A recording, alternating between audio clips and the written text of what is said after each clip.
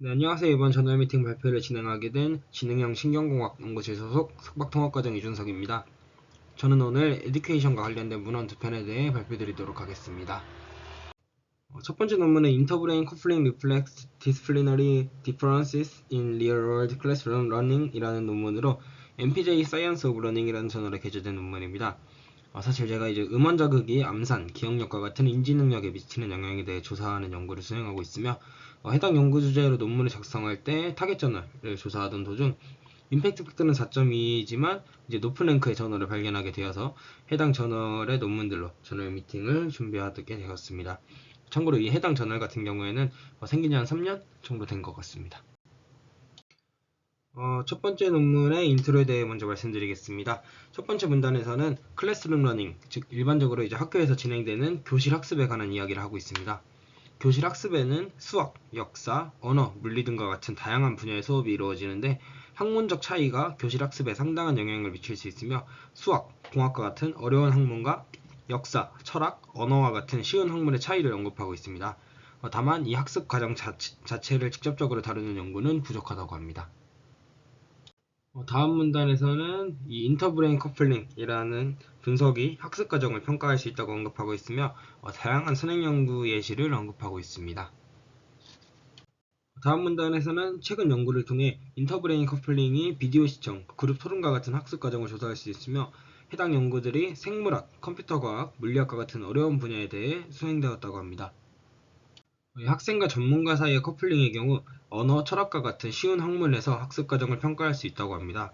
여기서 말하는 이 익스퍼트 같은 경우에는 학급에서 가장 성적이 좋은 동료를 의미하고 이를 통해 학습 과정을 평가할 수 있으나 인터브레인 커플링과 같이 이제 좀 이의지를 활용한 연구는 수행되지 않았다고 합니다. 실제 교실은 학습 과정에서의 학문적 차이, 즉 쉬운 학문과 어려운 학문의 차이를 조사할 수 있는 이상적인 장소이며 일상적으로 발생하는 복잡하고 역동적인 학문적 학습 과정을 반영할 수 있습니다. 또한 최근 웨어러블 이미지 디바이스들이 등장하고 있기에 이미지를 쉽게 취득할 수 있습니다. 따라서 본 연구에서는 교실 학습 과정에서의 학문적 차이를 조사하고자 하였습니다. 본 연구에는 남성 20명, 여성 16명, 15에서 16세 사이의 이제 학생 36명이 실험에 참여하였습니다. 중국 베이징의 한 고등학교에서 실험이 진행되었으며 전체 학기 동안 데이터를 취득하기 위해 4달 동안 데이터를 취득하였다고 합니다. 실험은 중국어 수업과 수학 수업 도중에 취득하였으며 정기 커리큘럼에 따라 중국어 수업은 총 19번 진행되었고 수학 수업은 총 20번 수행되었다고 합니다. 또한 각 세션은 40분 동안 진행되었다고 합니다. EEG 데이터의 경우 아마 익숙하신 분들도 계실 것 같은데 이 소속 기업에서 출시한 헤드밴드 형태의 장비를 사용하였다고 합니다. 정확한 장비 품목이 언급되지 않았으나 소속 홈페이지에 있는 오른쪽 장비를 사용한 것으로 추측되고 있으며 FP1, FP2 두 채널에서 데이터를 취득하였습니다. 전처리로는 30초 단위 F킹을 진행한 다음에 0.1에서 40Hz 밴드패스 필터링, EOG 아티팩트를 제거하기 위해 이 멀티스케일 딕셔너리 러닝이라는 MSDL이라는 알고리즘을 사용하였다고 합니다. 이 해당 알고리즘을 제가 좀 따로 찾아봤을 때 선행연구에서 제안한 알고리즘으로 웨이블렛을 기반으로 하며 대규모 데이터를 처리할 수 있고 학습된 사전을 통해서 신호 고유 특성을 유지할 수 있다는 장점이 있다고 합니다. 이 알고리즘을 사용해서 EOG 아티팩트를 제거한 다음에 150 마이크로볼트의 스레시홀딩을 걸어서 노이즈 폭을 제거하였다고 합니다. 아무래도 일상 환경에서 실험을 수행할 게 꽤 많은 수의 폭이 제거되었고 57.2% 정도의 폭이 살아남았다고 합니다. 사실 이제 많이 제거가 됐고 얼마 살아남지 않은 것처럼 보이나 실제 선행 연구에서도 비슷한 환경, 즉 비슷하게 교실에서 수행한 선행 연구에서도 57.2% 정도 이제 폭이 살아남았기에 좀 비슷한 결과를 보였다고 합니다. 이후 EG 데이터는 인터브레인 커플링 분석을 수행하였으며 지표는 토탈 인터디펜던스라는 이제 그 상호 의존성 지표를 사용하였습니다. 이 TI 지표 같은 경우에는 여러 선임 연구에서 사용되었으며 이 교육, 인지 코그니티브와 관련된 연구에서 사용되었고 또 이모션, 원작과 각성이라는 그런 이모션과 관련된 연구에서도 다양하게 사용된 지표라고 합니다. 인터브레인 커플링의 경우에는 스튜던트 클래스 커플링과 스튜던트 탑 커플링 두 가지가 수행되었는데 이 스튜던트 클래스 커플링의 경우에는 한 학생과 다른 학생 간의 다른 모든 학생과의 커플링을 분석하였고 스튜던트 탑 커플링 같은 경우에는 한 학생과 이 상위권 학생 지금 여기가 랭크 바이 러닝 아웃컴 즉 이제 최종 시험 성적의 순위대로 이렇게 쭉 나열한 건데, 여기서 이제 상위권 1등, 2등, 3등 뭐 이렇게 상위권 학생 간의 커플링을 분석한 결과입니다. 앞선 인트로에서도 말씀드렸었는데, 어려운 과목의 경우에는 학생 간 클래스가 긍정적인 상관관계가 있었고, 쉬운 과목의 경우에는 이제 EEG를 활용한 분석은 아니었으나 선행 연구에서 그 학생과 이제 그 탑, 즉 상위권 학생과 이제 유의미한 결과가 있었기에 이렇게 두 가지 방식으로 분석을 수행하였다고 합니다. 또한 TI 같은 경우에는 가능한 모든 조합, 즉 한 학생과 이제 뭐 모든 학생과의 이제 그 TI를 다 일일이 다 계산한 뒤에 이 모든 TI 값을 평균해서 계산하였다고 합니다. 이 TI는 세타, 알파, 로우 베타, 하이 베타 네 가지 대역에서 계산되었습니다. 따라서 결과에 대해 말씀드리면 먼저 다음 결과는 이 세타 밴드에 대한 결과입니다. 붉은색은 중국어 수업 결과를, 파란색은 그 수학 수업 결과를 나타냅니다. 결과를 보면은 세타 밴드에서 수학의 최종 시험 점수, 즉 최종 시험 점수와 이 스튜던트 클래스 커플링 간의 이제 유의미한 양의 상관관계를 보였고, 실제 P값이 0.0498로 통계적으로 유의미하게 그 양의 상관관계를 보였고, 중국어 수업과 스튜던트 탑 커플링 간에는 이제 좀 유의미한 관계는 없었다고 합니다. 즉 이 수학에서의 그 전체 최종 시험 점수와 스튜던트 클래스 커플링 간에만 유의미한 상관관계를 보였고, 스튜던트 탑과 수학, 그리고 스튜던트 클래스와 뭐 중국어, 스튜던트 탑과 중국어 간에는 이제 유의미한 차이는 어느 곳에서 찾아볼 수 없었고요. 참고로 이제 본 연구에서는 이 스튜던트 탑, 즉 이 상위권 학생의 수를 2에서 2명에서 6명까지 이제 변경해가며 모든 조건에 대해 분석을 수행하였습니다. 본 결과를 통해 저자들은 그 어려운 과목, 즉 수학에 대한 결과가 선행연구 결과와 일치하며 전두엽 세타밴드 활동이 인지 제어와 같은 인지 과정을 반영한다고 합니다. 또한 그 반 학생들 간에 공유되는 세타밴드 액티비티는 학습 참여 정도를 의미할 수 있고, 높은 결합을 보일수록 높은 성적을 보였음을 의미할 수 있다고 합니다.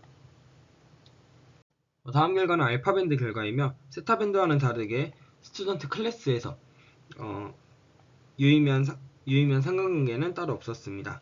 다만 중국어 수업에서 스튜던트 탑 간의 유의미한 상관관계를 보였으며, 이 6명에선 이제 P값이 6명일 때는 P값이 0.061, 좀 아쉽게도 0.05보다 조금 높은 결과, 그리고 이제 2명, 3명, 4명, 5명의 경우에는 0.05 미만의 통계적으로 유의미한 양의 상관관계를 보였다고 합니다. 해당 결과를 통해 저자들은 쉬운 학문과 성공적인 학습 간 중요한 상관관계 증거를 제공할 수 있었으며, 세타밴드에서 유의미한 관계를 보였던 수학과 달리 알파밴드에서는 중국어에서 유의미한 관계를 보였기에 이 중국어를 배우는 것이 실질적으로 다른 인지과정과 관련이 수학과 중국어 간에 이제 좀 다른 인지과정이 반영되지 않았나라는 이제 가정을 시사할 수 있다고 합니다. 저자들은 해당 결과를 통해 상위권 학생들 간에 공유되는 전두엽 활동의 시각적 융성은 중국어 학습에서 이제 그 중요한 강의 내용을 기반으로 한 통역을 위한 내적 처리 상태를 나타낼 수 있다고 가정하고 있습니다. 또한 외부 자극, 즉 강의에 대한 반응과 달리 쉬운 과목의 학습 과정에서 내적 상태는 반 친구들 간에 공유가 되지 않을 수 있으며, 이러한 경향이 해당 결과에 나타나지 않았나라고 이제 언급하고 있습니다. 다음 결과는 4개의 주파수 대역에서의 이제 학습 결과 간 상관관계를 전체적으로 요약한 결과입니다. 앞선 결과에서 말씀드렸듯이 수학은 세타밴드에서 이 유의미한 양의 상관관계를 보였고, 중국어의 경우에는 알파밴드에서 유의미한 양의 상관관계를 보였습니다. 또한 로우 베타, 하이 베타에서는 두 수학과 중국어 모두 유의미한 상관관계는 없었다고 합니다. 저자들은 이제 수업 자체가 대다수를 겨냥하여 설계되었기에 우수한 학생들에게는 흥미를 잃고 강의에 집중하지 않는 경향을 보일 수 있으며, 이는 이 수학에서 알파 대역의 좀 유의미한 차이가 나타나지 않았나라고 이제 언급하고 있습니다. 실제로 알파 대역 같은 경우에는 이 선행 연구들을 통해서 어텐션, 즉 주의력과 관련이 있기에 알파파가 클수록 어텐션이 좀 낮다는 이제 좀 선행 연구 리포트가 있었기 때문에, 이러한 좀 수학에서는 이제 좀 상위권 학생들이 수업에 좀 흥미를 잃고 강의에 집중하지 않았기에 이렇게 좀 유의미한 상관관계는 따로 없었던 것 같다고 이제 저자들은 언급하고 있습니다. 다만 저자들은 이제 추가적으로 조사를 수행하기 위해 중국어 수업 시간의 뇌관 커플링과 수학 점수와의 상관관계를, 그리고 이제 수학 수업 시간의 뇌관 커플링과 중국어 점수와의 상관관계를 계산하였으며, 세타밴드에서 이제 저자들 세타밴드에서 중국어 수업 시간의 커플링과 수학 점수 간의 유의미한 상관관계를 확인할 수 있었다고 합니다. 따라 저자들은 이제 중국어와 수학 모두 세타밴드와 관련이 있으며 상위권 학생들에서만 이제 유의미한 상관관계를 보였기에 성적이 우수한 학생들은 효과적인 학습 과정을 보였고 학생들이 스스로를 통제하고 참여할 수 있는 인지제어, 주의력, 작업기억 등을 반영할 수 있다고 언급하고 있습니다. 마지막으로 다음 결과는 단내, 즉 이제 커플링이 아닌 단내 특징과 최종 시험 점수와의 상관관계를 나타내는 결과이며 각 대역별 릴레이티브 파워를 계산하여 이제 상관관계를 분석하였는데 아쉽게도 이제 이 단내 간에는 유의미한 상관관계는 보이지 않았고 해당 실험에서는 이 커플링, 즉 모든 반 학생들 간의 커플링에서만 유의미한 상관관계를 보였다고 언급하고 있습니다. 본 논문의 저자들은 어려운 과목과 쉬운 과목에서의 학문적 차이를 이의지를 통해 신경과학적 해석을 수행하였습니다. 세타밴드와 알파밴드 간 차이를 보였으며 일부 세타 대역에서의 공유를 보였기에 일부 인지과정에 공유될 수 있음을 시사한다고 합니다. 다만 본 연구에서는 여러 제어되지 않은 환경에서 실제로 일상생활에서 실험을 수행하였기 때문에 수학, 좀 다양한 제어되지 않은 그 이펙트가 좀 유입이 될 수 있다는 가능성을 언급하고 있으며 수학, 중국어 외 다양한 분야에서의 연구가 추가적으로 필요하다고 합니다. 그럼에도 불구하고 교실 학습 환경과 성적 간 유의미한 상관관계를 밝혔으며 쉬운 과목과 어려운 과목 간 신경 생리학적 차이를 규명하였기에 충분한 노벨티를 보였다고 생각하고 실제 그 교실 환경에서 4달 동안 실험을 진행하였기 때문에 이 또한 충분한 노벨티를 보였다고 생각됩니다. 다음 논문은 Effect of Context on the Neural Correlated of Attention in a College Classroom 이라는 제목의 논문으로 앞선 논문과 동일하게 MPJ Science of Learning 이라는 저널에 게재된 논문입니다. 본 논문의 인트로에 대해 말씀드리면 첫 번째 문단에서는 학생의 관심과 참여를 지원할 수 있는 교실 활동의 개인 차이를 이해하는 것이 학업 성공에 중요한 영향을 미치나 실제 환경에서 주의력에 대한 연구는 제한적이라고 언급합니다. 따라서 이제 교실 환경에서 주의력에 대한 객관적인 실시간 평가를 위한 새로운 방법론이 필요하다고 언급하고 있습니다. 다음 문단에서는 포터블 이지 장비의 발전으로 실제 환경에서 고품질 데이터를 수집할 수 있으며 본 연구에서도 이러한 장비를 활용하여 대학 강의실에서 일반적으로 볼 수 있는 강사가 진행하는 강의, 비디오 시청과 학생이 주도하는 그룹 워크와 독립 워크 이 4가지 유형의 교육 환경에서 수집된 이지 데이터로부터 알파 파워를 측정하고자 하였으며 이를 알파 파워를 통해 어텐션 지표를 확인하고자 하였습니다. 저자들은 이제 강사가 주도하는 강의, 비디오 시청 이 2가지를 수동적인 활동이라 칭하며 인터랙티브한, 즉 이제 학생이 주도적으로 수행하는 이 그룹 워크나 인디펜던트 워크 하는 활동보다 이제 덜 참여적이게, 즉 아무래도 수동적이다 보니까 덜 참여적이게 어텐션이 낮을 것이라는 가설을 세우고 연구를 진행하였습니다. 본 연구에서는 5명의 남성과 18명의 여성으로 구성된 23명의 건강한 피험자가 참여하였으며 피험자들은 18세에서 23세 사이에 분포하였습니다. 실험 패러다임의 경우에는 4명에서 9명의 학생으로 구성된 8개의 그룹을 대상으로 실험을 진행하였으며 강의, 비디오 시청, 그룹 디스커션, 인디펜던트 워크 순으로 과제를 수행하였고 각 과제는 10에서 15분 동안 수행되었다고 합니다.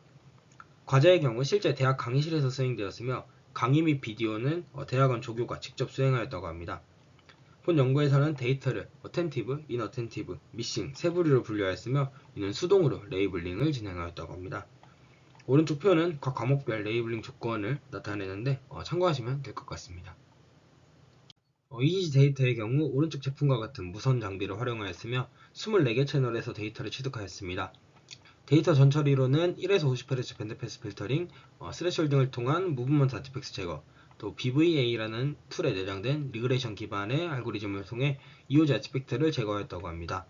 여기서 이 알고리즘 같은 경우에는 FP1, FP2 채널 데이터를 활용해서 EOG 아티팩트를 제거하였다고 언급된 걸로 보아 아무래도 아답티브 필터와 유사한 알고리즘으로 추측되고 있습니다.